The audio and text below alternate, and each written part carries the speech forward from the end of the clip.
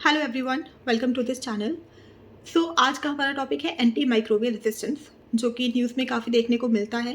The Hindu newspaper में इसी Sunday को जो है वो ये आर्टिकल पब्लिश हुआ था regarding hidden pandemic of AMR poses challenge. ठीक है, तो इसको एक हिडन पेंडेमिक कहा जा रहा है। What is this anti microbial resistance?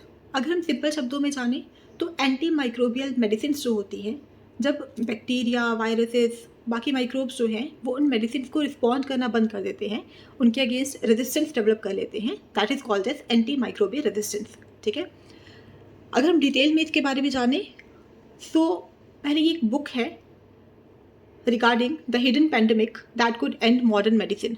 तो AMR के ही कंटेक्स्ट में कहा जा रहा है कि एक हिडन पेंडेमिक आ चुका है। अनिर्बन महापात्रा, जो कि एक साइंटिस्ट है माइक्रोबायोलॉजी में, उन्होंने एक बुक लिखी है when the drugs don't work, the hidden pandemic that could and modern medicine. इसी साल जो है ये बुक रिलीज़ की गई थी। इसमें उन्होंने कहा कि पूरे वर्ल्ड में जितने भी एंटीबायोटिक्स कंज्यूम किए जाते हैं उसमें से 1/4 तो इंडिया में ही कंज्यूम किए जाते हैं। And annually 3 lakh direct deaths हो रही है AMR की वजह से। एंड उसमें सुपर बग्स जो है वो एडिशनल 10 लाख डेथ्स जो है वो ऐड कर रहे हैं। ठीक है, एंड जो ये मिस्टर महापात्रा हैं, इन्होंने कहा कि अगर एंटी माइक्रोबियल रेजिस्टेंस डेवलप हो जाता है तो एक छोटे से छोटा स्कार जो है आपको छोटा सा जख्म हो जाए, वो भी इतना डेंजरसली डेवलप हो जाता है, क्योंकि बॉडी जो है वो कोई भी आप दवाई ले रहे हो, कोई भी एंटीबायोटिक्स ले रहे हो, वो उस पर असर ही नहीं कर रही और वो स्कार जो है वो भर ही नहीं रहा, तो एक डेडली वूंड की तरह वो तब्दील हो जाता है। अब हम देखेंगे कि एंटी माइक्रोबियल रेजिस्टेंस जो है वो कैसे कैसे डेवलप कैसे होता है, वो मैकेनिज्म क्या है इसके रेजिस्टेंस के डेवलप होने का।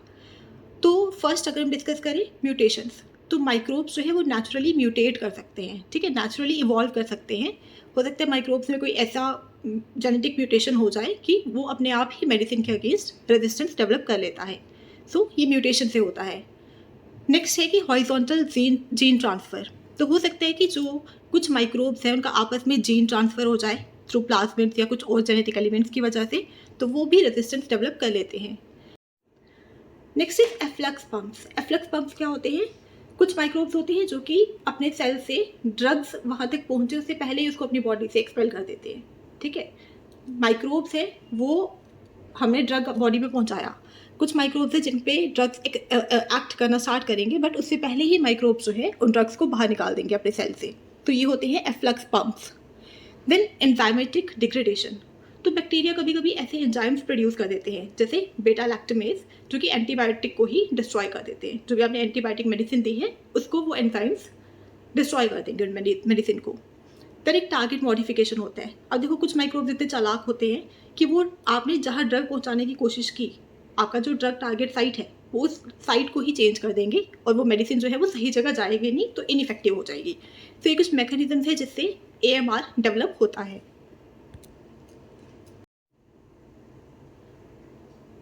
एंड एंटी माइक्रोबियल रेजिस्टेंस जो है एक ग्लोबल हेल्थ कंसर्न बन चुका है। ठीक है, और ये तो हमने जाना कि माइक्रो ऑर्गेनिज्म जो है वो जो ड्रग्स के अगेंस्ट रेजिस्ट करना स्टार्ट कर देते हैं, तो that is called as antimicrobial resistance.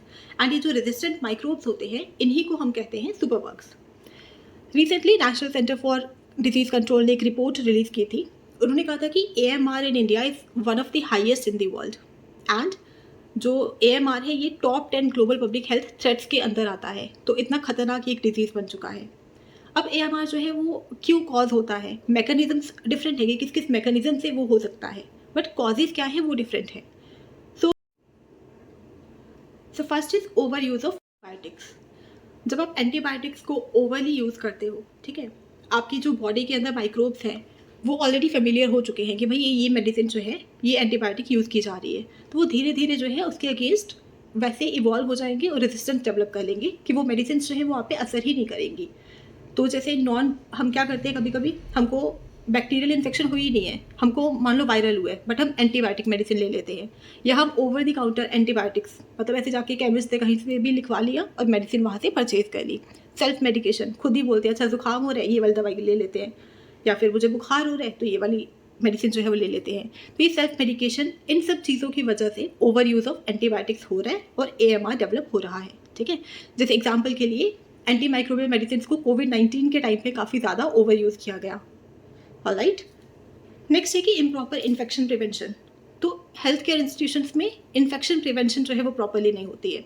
उसकी वजह से कैंडिडा ऑरिस करके जो है ये हॉस्पिटल पेशेंट्स ने एक्वायर कर ली थी डिजीज़। ये एक इमर्जिंग फंगल पैथोजन है जो कि हॉस्पिटल एक्वायर्ड इन्फेक्शंस कॉज करता है, ठीक है।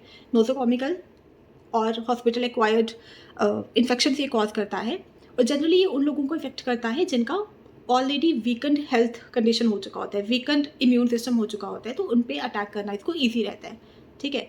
और किस किस वजह से जो है ये कॉज हो सकता है, कोई भी आपने कंटामिनेटेड सर्फेसेस या कंटामिनेटेड इक्विपमेंट यूज़ किए, या किसी ऐसी पर्सन के कॉन्टैक्ट में आए जो कि ऑलरेडी इस चीज़ से सफ़र कर रहे हैं, ठीक है।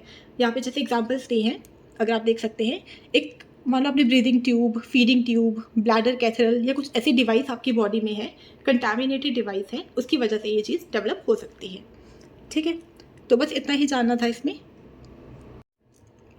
तो हमने अभी तक देखा ओवर यूज़ ऑफ एंटीबायोटिक से AMR डेवलप होता है, इन्फेक्शन प्रॉपरली प्रिवेंट करने की कोशिश नहीं की जाती है हेल्थ केयर इंस्टीट्यूशंस में, उसकी वजह से हो सकता है। देन कोई एंटी माइक्रोबियल रिसर्च प्रॉपर नहीं हो पा रही है, उतना रिसर्च एंड डेवलपमेंट इस पर नहीं हो रहा है, ठीक है। तो जो बड़ी बड़ी बिग फार्मा कंपनीज़ हैं वो एंटीबायोटिक डेवलपमेंट से एग्जिट मार रही हैं, इन्वेस्टमेंट अच्छे से नहीं आ रही है वेंचर कैपिटलिस्ट के थ्रू, जिसकी वजह से ये जो भी एंटी बैक्टीरियल एजेंट्स हैं वो कमर्शियली वाइएबल स्केल पे नहीं डेवलप की जा रही है, ठीक है। देन इनकम्प्लीट ट्रीटमेंट करना, तो अगर आपको 5 दिन का कोर्स सजेस्ट किया गया है एंटीबायोटिक्स का, आते 2 दिन या 3 दिन में आपको रिलीफ मिल जाता है और आप बाकी मेडिसिन छोड़ देते हो, तब भी जो है आपके अंदर वो माइक्रोब्स जो है वो सर्वाइव ही करेंगे, वो कम्प्लीटली डेड नहीं हुए हैं, एंड धीरे धीरे वो AMR डेवलप कर लेते हैं। Then inappropriate use of antimicrobes in agriculture and allied sectors, तो उसकी वजह से भी AMR डेवलप हो रहे हैं काफ़ी ज़्यादा। जैसे कि एक कोलिस्टिन करके एक ग्रोथ प्रमोशनल एजेंट की तरह इस माइक्रोब को यूज़ किया जाता है पोल्ट्री फार्मिंग के लिए, ठीक है। तो उसकी वजह से कोलिस्टिन AMR इंडिया में डेवलप हो चुका है। तो एग्रीकल्चर के लिए आप कोलिस्टिन की एग्जांपल यूज़ कर सकते हो, ठीक है। पोल्ट्री फार्मिंग में यूज़ होता है ये ग्रोथ प्रमोशन करने के लिए। Then inadequate monitoring with respect to sale of over the counter drugs, तो ओवर द काउंटर ड्रग्स किस तरह से बिक रहे हैं, ठीक है, विदाउट प्रेस्क्रिप्शन जा रहे हैं, तो उन पे प्रॉपर सर्विलेंस नहीं हो पा रही है। एंड सैनिटेशन फैसिलिटीज़ इनएडिक्वेट हैं, ठीक है, तो उसकी वजह से भी AMR डेवलप हो रहा है, लाइक ओपन डेफिकेशन है, पुअरली कंटेन्ड सेप्टिक टैंक्स हैं, इनकी वजह से। Now what are the challenges posed by spread of antimicrobial resistance, तो देखो ह्यूमन लाइफ्स भी लॉस्ट हो रही है, इकोनॉमिक बर्डन आ रहा है, एंड एक फ्यूचर पेंडेमिक की पॉसिबिलिटी हो सकती है। तो लॉस ऑफ ह्यूमन लाइफ, अगर आप ग्राम प्रोजेक्ट रिपोर्ट के अकॉर्डिंग देखें, global research on anti microbial resistance report, तो इसके अकॉर्डिंग 1990 से अगर हम देखें तो हर साल एटलीस्ट 1 मिलियन लाइफ हम लॉस कर रहे हैं बिकॉज ऑफ AMR। एंड ये कहा जा रहा है कि आज से लेके, मतलब इस साल से लेके एंड 2050 तक हम 39 मिलियन लाइव्स लॉस कर सकते हैं, ठीक है, AMR की वजह से। और एग्जाम्पल के लिए दिया है कि जैसे E. coli है, MRSA है, तो ये जो है ऐसे ड्रग रेजिस्टेंट बैक्टीरिया जिन्होंने बहुत सारी डेथ्स कॉज की है। Then economic burden, so global economy की अगर हम बात करें तो AMR could cost the world economy $100 trillion by 2050, तो $100 ट्रिलियन का नुकसान हो सकता है by 2050 because of AMR। Then looming possibility of next pandemic, तो जैसे हमने बुक भी देखी हिडन पेंडेमिक, ठीक है, अनिरंबन महापात्रा की बुक जो है द हिडन पेंडेमिक। सो तो ये नेक्स्ट पेंडेमिक भी हो सकता है। फॉर एग्जाम्पल कंसर्न है about spread of C. Orris superbug, ठीक है, तो ये एक पेंडेमिक की तरह फैल सकता है, ये कुछ कंसर्न्स है। तो ये चैलेंजेस से हमने देखा, लॉस ऑफ ह्यूमन लाइफ्स हो रहा है, इकोनॉमिक ब्रंट है, एंड नेक्स्ट पेंडेमिक की ये पॉसिबिलिटी हो सकती है। नाउ अब हम देखेंगे कुछ नेशनल इनिशिएटिव्स एंड कुछ global initiatives to tackle this issue. तो नेशनली अगर हम देखें अपने इंडिया में क्या क्या चीज़ें की गई हैं, सबसे पहले जो एग्रीकल्चर में एंटी माइक्रोबियल यूजेज बहुत ज़्यादा हो रहा था उसको बैन किया गया है। तो गवर्नमेंट ऑफ इंडिया ने स्ट्रेप्टोमाइसिन एंड टेट्रासाइक्लिन जो है उनका यूज़ एग्रीकल्चर में बैन कर दिया है, and colistin in poultry farming, इसको भी as a growth promotional agent इसको यूज़ ना किया जाए, उसको भी बैन किया गया है। देन एक चेन्नई डिक्लेरेशन है विच इज़ वेरी इंपॉर्टेंट, तो इसमें H1 रूल इंट्रोड्यूस किया गया था, ठीक है, इसमें कुछ एंटीबायोटिक्स जो है उनका ओवर द काउंटर यूज़ जो है वो रेगुलेट करने की कोशिश की थी। तो यहाँ पे second and third line antibiotic को बैन करने की बात की थी। सो चेन्नई डिक्लेरेशन इज़ इम्पॉर्टेंट, आप कोट कर सकते हैं आंसर्स में। देन एक रेड लाइन कैंपेन जो है ये स्टार्ट किया गया था कि विदाउट प्रिस्क्रिप्शन आप एंटीबायोटिक्स नहीं लेंगे, उसकी अवेयरनेस क्रिएट करने के लिए। एंड एक national programme on AMR containment भी है, जो कि 12th फाइनेंशियल ईयर प्रोग्राम के तहत जो है लाया गया था, लॉन्च किया गया था। और इसमें सर्विलियंस नेटवर्क एक क्रिएट करने की कोशिश की थी by establishing labs in state medical colleges. तो इसमें अगर आप 2-3 भी याद रख लेते हैं, Chennai declaration, ban of antimicrobial usages in agriculture, red line campaign, तो सफिशेंट है।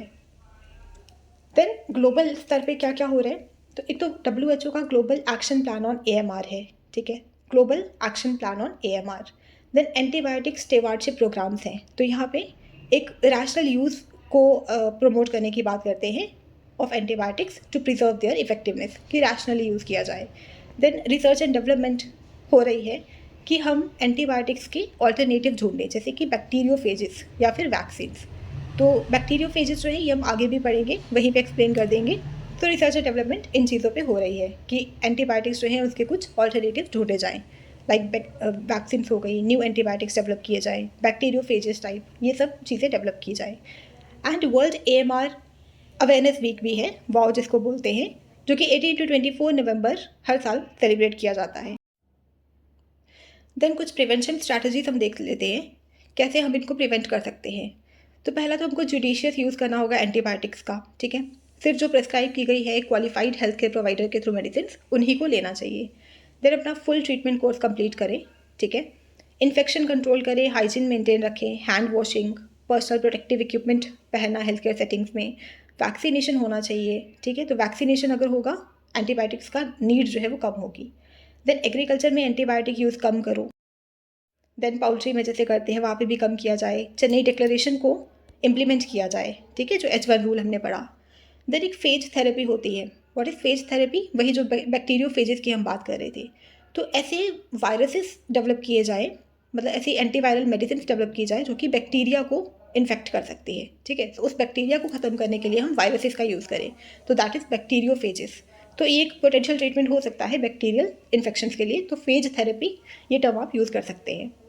देन वन हेल्थ अप्रोच, तो हम ह्यूमंस, इन्वायरमेंट, एनिमल्स, एग्रीकल्चर, इन सब की हेल्थ को एक साथ होलिस्टिक अप्रोच में देख के चले, ठीक है, तो जैसे एग्रीकल्चर में हम बायोपेस्टिसाइड्स, फंजीसाइड्स ये सब यूज़ ना करें, ठीक है, वैसे ही ह्यूमंस जो हैं वो एंटीबायोटिक्स का ओवर यूज़ ना करें।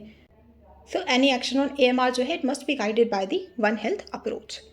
देन R&D किया जाए, उसमें इन्वेस्टमेंट की जाए ताकि हम न्यू एंटीबायोटिक्स डेवलप कर पाए, ऑलराइट। देन अवेयरनेस जनरेशन होनी चाहिए AMR में। इसमें एक तो हमने जो अवेयरनेस जनरेशन वीक पढ़ा था नवंबर में जो होता है, एंड यहाँ पे एग्जांपल दिए कि पेरू के एफर्ट्स जो हैं on patient education to reduce unnecessary antibiotic prescription, ये एक लर्निंग पॉइंट हो सकता है। तो अवेयरनेस जनरेशन में एक तो अवेयरनेस जनरेशन वीक आप मेंशन कर सकते हैं और पेरू के एफर्ट्स मेंशन किए जा सकते हैं। और in the conclusion we can say that एक मेजर पब्लिक हेल्थ प्रॉब्लम ये बन चुका है, ठीक है, AMR। अब इनको ट्रीट करने के लिए हमको ग्लोबल, नेशनल और लोकल लेवल्स पे काम करना होगा। और एंड में हमने SDG को मेंशन कर देना है कि हमको इस तरीके से हॉलिस्टिक अप्रोच लेने की ज़रूरत है in attainment of SDG 3, that is ensuring good health and wellbeing for all. तो ये आपका एक जनरल अवेयरनेस के पर्सपेक्टिव से भी टॉपिक कवर होता है, एंड आपके मेंस के लिए भी काफ़ी कंटेंट इसमें आपको मिल जाता है, ठीक है। एंड जो हमने न्यूज़पेपर से एक बुक अनिरंबन महापात्रा की बुक जो हमने मेंशन की है वो भी आप आंसर्स पे यूज़ कर सकते हैं। और कुछ कीवर्ड्स हैं like phage therapy, one health approach, ठीक है, Chennai declaration, red line campaign, ये सब चीज़ें आपने याद रखनी है। हमने डेटा भी पढ़ा, ठीक है, कि कितनी ह्यूमन लाइफ लॉस हो रही हैं, इकोनॉमिक बर्न्स का $100 ट्रिलियन बाय 2050, नेक्स्ट पैंडमिक का एक लूमिंग पॉसिबिलिटी है, हमने कॉजेज़ किए, ठीक, तो हमने इसको ओवरऑल बहुत ही डिटेल वे में डिस्कस कर लिया है। So that's it for this topic, I hope you like the session, और इसमें कुछ ना कुछ आपको बेनिफिट मिला होगा, यूज़फुल लगा होगा आपको।